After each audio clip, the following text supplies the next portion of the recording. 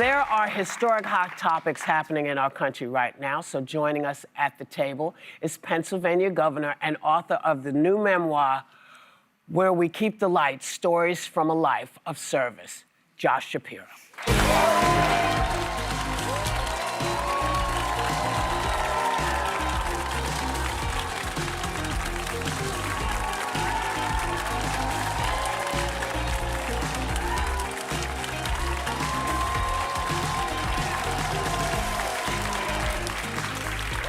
Good to be back. Welcome back. Good to have you back. Wow, thank you.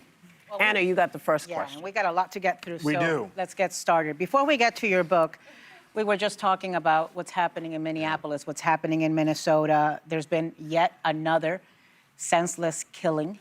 So can we just get your reaction to what's happening, how you're feeling about it, how you see it as a governor yourself? Well, it's obviously extremely disturbing. To me, it is very clear that the mission the president and Kristi Noem and Stephen Miller and J.D. Vance and all of them sent these federal officials on is a mission to violate people's constitutional rights. And it is clear that the mission needs to be terminated immediately. Period. Hard stop. I think it is clear that taking the life, as they did, of Mr. Pretti and before that, Miss Good, was certainly outside the bounds of good police work. They're violating normal protocols when it comes to policing. I'm the former chief law enforcement officer of the Commonwealth of Pennsylvania. I understand what good police work looks like. And while police want to have tools in their hands to be able to do their good work in the community, the most important tool they need is to have trust with the community.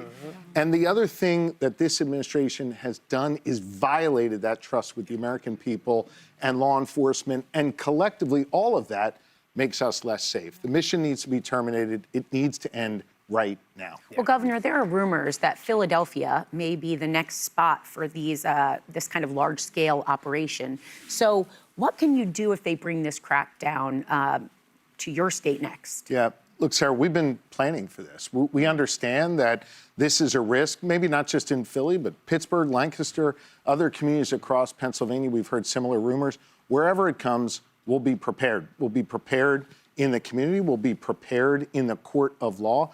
I'll remind you, as a former attorney general, I know how to take this president to court and win. And even as governor, I've taken him to court 19 times in his first 12 months in office. We've won every single time on behalf of the good people of Pennsylvania. Well, speaking about the federal government and the Department of Justice, shortly after Mr. Pretti's shooting, Attorney General Pam Bondi sent a letter to Minnesota officials saying they can bring back law and order to the state if they hand over voter rolls to the Department of Justice, which you understand has very sensitive and private information of the people of the state, among other demands as well. Minnesota's AG described this letter as ransom. Senator Chris Murphy says the underlying motive in all of this may be to steal the election. Yeah. Do you agree with that? I mean, they kind of said the quiet part out loud there. Kind of. Right? I can tell you my experience in the Commonwealth is they demanded Pennsylvanians' private voter information. And to be clear, what we're talking about, you know, Whoopi, it is public information if you're registered. It's public information what party you're registered and even where you live. But then underneath that, the state has a lot of private information about individuals. And we have laws that require us to protect that information, to shield it, to not give it over. So when the Trump administration demanded that I turn over all that information on roughly 9 million Pennsylvania voters, I said no, and the Department of Justice sued us, and we will stand up for the rule of law, and we'll stand up to protect people's privacy. Well, Governor, you recently announced your re-election campaign. You've got a boatload of money. You're one of the most popular governors in the country. And it was noticeable to some of us that you actually didn't even mention Donald Trump in your re-election launch. Was that by choice? And do you think that there can be too much of a focus on Trump and not what people are delivering for their constituents? It was on purpose. You know, I focus every day on GSD, on get stuff done. It's the View, so it's stuff done. And I do that quite purposely. I think people want to see their government get stuff done for them. And to me, that's a good school for their kid, a safe street for their kid to walk down to get to school, a job in the community they love, and your rights and freedoms protected. And Alyssa, we've talked about this. That's true on a farm in rural Pennsylvania, and it's true in Center City, Philadelphia. And the reality is that people want to know what you're going to do for them. I firmly believe that government can be a force for good in people's lives. I write about that in the book, the stories of the people I met along the way whose lives we were able to impact because of the power of government.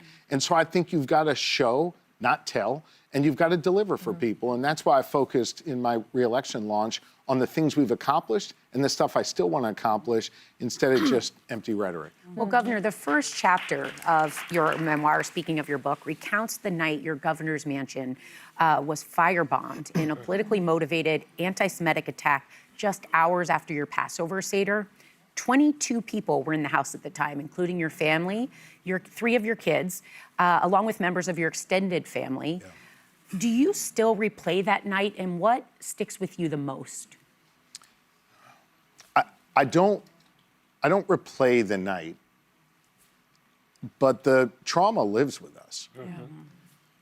We feel blessed that we didn't have the physical trauma of that night the way Donald Trump did in Butler, or Charlie Kirk did in Utah, or Melissa Hortman did in Minnesota, and sadly there are many others to name as well. But the emotional scars remain. And for me, the emotional impact honestly has less to do with being governor and a whole lot more to do with being a dad and trying to explain this to my kids. And to know that the career that Lori and I have chosen of service has put our kids' lives at risk, that's a hard thing to process. And I'm still processing that, and we're still working through it. So I don't replay the night. And I think, the district attorney in Dauphin County did a great job of ensuring this person's behind bars for up to 50 years. But I do continue to work through this. What did your kids ask you, and what did you tell them? Yeah, I read about in the book, my son Ruben, who was 14 at the time, said, Dad, did they do this to us because we're Jewish? And for a kid to have to process this, let alone process that maybe they were targeted because of a faith that's central to our lives, that's a hard thing to explain. I think Laura and I, every time we talk to our kids, feel like we've given imperfect answers, but what we've tried to do... Every parent does, by the way. Yeah. But you know what? We've just tried to answer all their questions with everything we know and not hold anything back and not have our kids walk away feeling like we didn't tell them something. The thing about this is, it's unfortunate, but we have seen this before in this country. We've seen 3 little girls in a church get blown up. We've seen people firebombing, people peaceably living in their homes. This is a horrible part of our history, and I really thought we were beyond that. And so it's important that they know they're not alone, that there are other families that recognize that this is part, and that we all fight together. Exactly. Yeah. Together is the operative word. Yeah. If we're going to combat political violence, I've heard you speak about this, we all have to come together and universally condemn it. I don't care if it's directed at a Democrat or Republican or put forth by someone on the left or someone on the right.